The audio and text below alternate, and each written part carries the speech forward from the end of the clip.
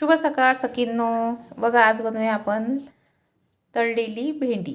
तर आता हे भेंडी स्वच्छ धुवून घेतली मी आणि याचे उभे काप करणार आहे. तर बघा अशी छान बारीक चिरून घेतलेली आहे. एका याचे 4-4 तुकडेच केलेले आहे. ही भेंडी छान छोटी छोटी होती. एखाद्या वेळेस कसं काही थोडीशी 5-6 भेंड्या उरलेल्या असल्या तर त्या वाया न घालवता अशा प्रकारे करायच्या.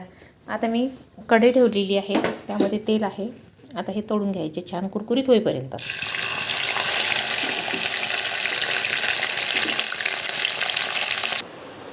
बघा छान कुरकुरीत आपली भेंडी तयार आहे. आता यावरती थोडा चाट मसाला टाकते. फार नाही टाकायचा, चवीनुसार मीठ टाकायचं आणि मिरची पावडर.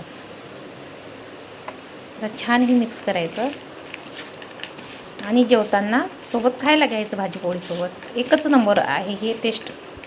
कारण असं काही वेगळं नवीन करून बघायचं.